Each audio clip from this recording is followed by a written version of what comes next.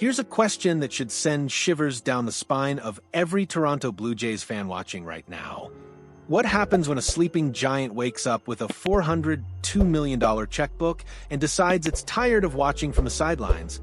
Because folks, while you've been tracking the Blue Jays' every move this offseason, celebrating the Dylan Cease signing, nodding approvingly at the Tyler Rogers addition, there's been a predator lurking in the tall grass of the AL East. And that predator just announced its presence with authority by dropping $155 million on Pete Alonso like it was pocket change. The Baltimore Orioles. Yes, those Orioles. The team that stumbled to 75 wins this past season. The franchise that hasn't hoisted a World Series trophy since 1983, when most of you watching weren't even born. They just became the biggest threat to Toronto's Kyle Tucker dreams. And if Mark Shapiro isn't feeling the heat right now, he absolutely should be.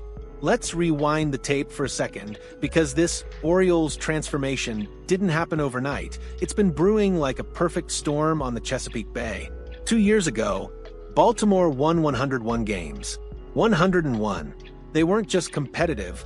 They were a juggernaut led by one of the most exciting young cores in baseball. Then came the regression. A painful 75-win season that had analysts writing them off, declaring their window closed before it ever truly opened. The narrative was set. Baltimore was too cheap, too conservative, too content with mediocrity. But here's where it gets fascinating, and here's where Blue Jays fans need to start paying very close attention. On December 11th, during baseball's winter meetings, that annual gathering where dreams are made and hearts are broken, the Orioles dropped a bombshell that reverberated through every front office in baseball. They signed Pete Alonso, the New York Mets' all-time franchise home run leader, to a 5-year, $155 million contract. Not a bargain deal, not a prove-it contract, a massive franchise-altering commitment to a slugger who has averaged 40 home runs per season over his career. And Pete Alonso? He didn't just sign the contract and issue some generic statement about being excited for a new chapter. No, this man looked into the cameras and essentially declared that Baltimore is the destination for winning baseball right now. I have played on a couple of winning teams, Alonso stated with the conviction of someone who's seen both sides of the competitive spectrum. You need talent, you need young guys, you need a mix of veterans, and you need commitment from the top. For me, there was no hesitation at all. It's like, yep, that's the team. Yep, these are the people. Baltimore is it. Baltimore is it. Let those 3 words sink in for a moment. A player who could have chosen almost any contender in baseball looked at the Orioles situation and said, this is where championships are won. But wait, there's more. Because Baltimore didn't stop with Alonso, they immediately followed up by signing 2-time All-Star closer Ryan Helsley to a 2-year, $28 million contract. That's 2 major acquisitions in rapid succession, the kind of aggressive spending that signals a fundamental shift in organizational philosophy. The Orioles aren't dipping their toes in the water anymore, folks. They've cannonballed into the deep end, and they're making waves that are reaching all the way to Toronto. Now, here's where this story goes from interesting to absolutely critical for Blue Jays fans. According to analyst Jordan Leandre of Just Baseball, Kyle Tucker isn't just a good fit for Baltimore, he's a sneaky good fit for the superstar outfielder. And when you dig into the analytics, when you really examine what Tucker brings to the table and how it meshes with Camden Yards, you start to realize that this isn't just speculation. This is a legitimate nightmare scenario for Toronto.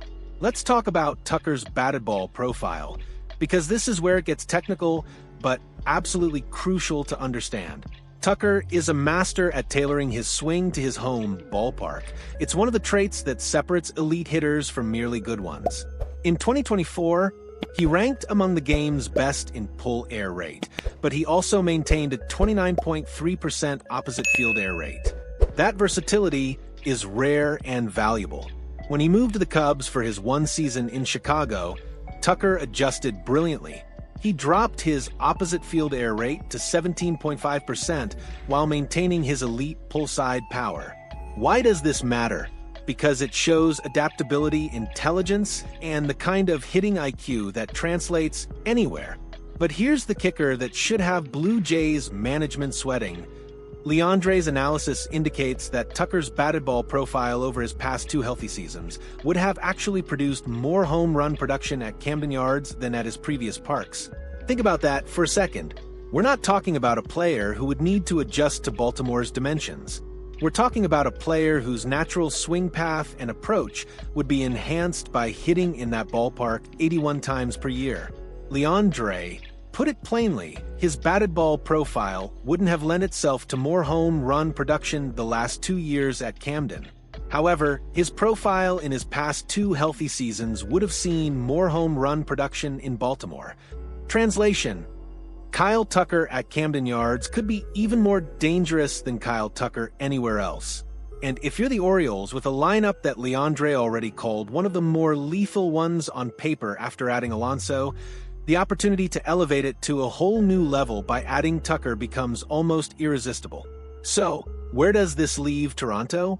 Let's be brutally honest about the situation Mark Shapiro finds himself in right now. The Blue Jays have been active this offseason, absolutely. Dylan Cease was a statement signing. Landing the top available pitcher on the market sends a message that Toronto is serious about contending. Tyler Rogers brings a unique skill set to the bullpen with his submarine delivery. Cody Ponce adds international intrigue from the Korean League. But here's the uncomfortable truth that Blue Jays fans need to confront. All of those moves have been on the pitching side. The offense, the area where Toronto desperately needs an injection of star power, has remained relatively untouched. According to multiple media reports, Shapiro's focus has indeed been directed toward Kyle Tucker. The 28-year-old outfielder represents not just the most productive hitter still unsigned, but also the most expensive, with Spotrac estimating his market value at a staggering $402 million over 10 years. That's not a typo. $402 million. It's the kind of contract that defines franchises, that separates the pretenders from the contenders, that answers the fundamental question.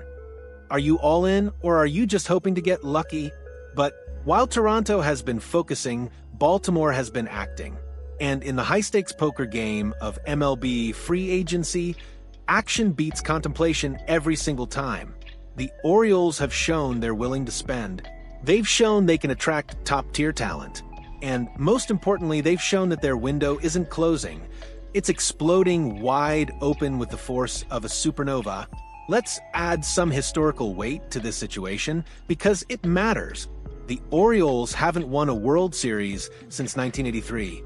That's 42 years of frustration, of near misses, of watching other franchises celebrate while Baltimore fans waited for their moment. That kind of drought creates desperation, but it also creates determination. When a franchise has been starving for success for 4 decades, when they finally have the pieces in place, the young talent, the veteran leadership, the financial flexibility, they don't hesitate. They don't wait for the perfect moment. They strike.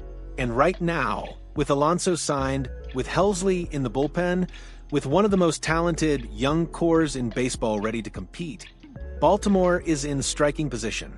Here's an interesting wrinkle that adds another layer to this story. Kyle Tucker's history against the Orioles. In 22 career games against Baltimore, Tucker has launched 3 home runs, added a triple and 6 doubles, and posted an .856 OPS. Those are solid numbers, but here's what's fascinating. Tucker hasn't faced the Orioles at Camden Yards since August 10th, 2023. That's over 2 years of evolution in his approach, 2 years of refinement in his swing, 2 years of becoming an even more complete hitter.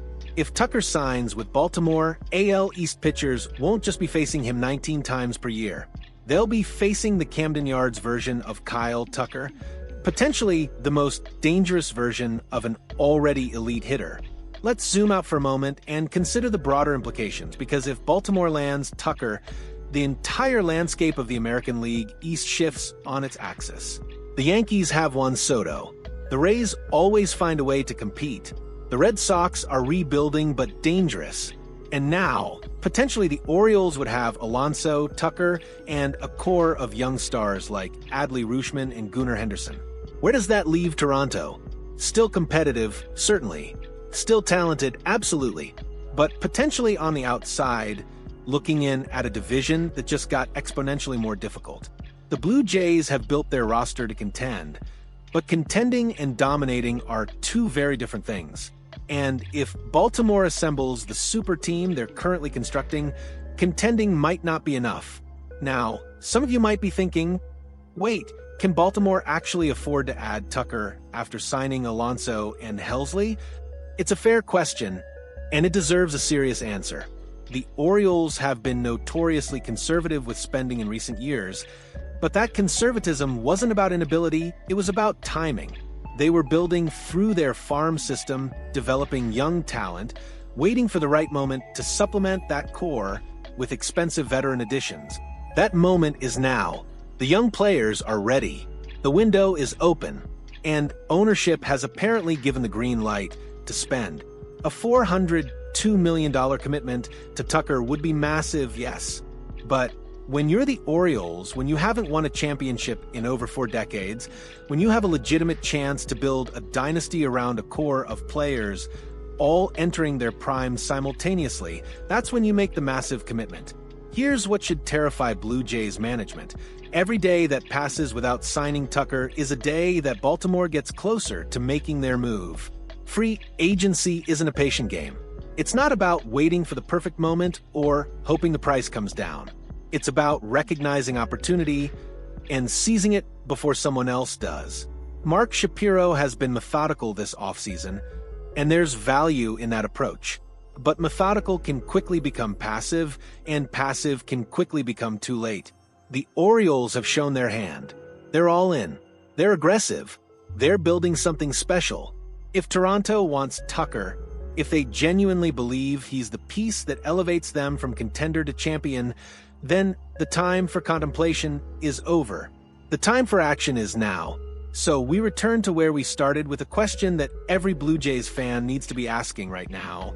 What happens when a sleeping giant wakes up with a $402 million checkbook?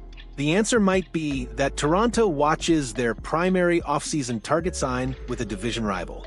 The answer might be that the AL East becomes even more of a bloodbath than it already is. The answer might be that the window the Blue Jays thought they had suddenly starts closing faster than anyone anticipated. Baltimore isn't playing around anymore. Folks, they've announced their intentions, they've backed it up with massive signings, and they're positioned to strike again. The only question left is, will Toronto strike first, or will they be left wondering what might have been? If this scenario has your heart racing like mine, if you're feeling that familiar mix of excitement and dread that comes with high-stakes baseball drama, show me you're invested in this story.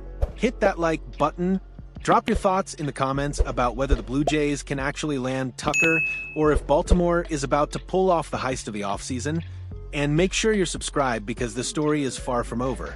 The next few weeks will define the AL East for years to come, and you're not going to want to miss a single development.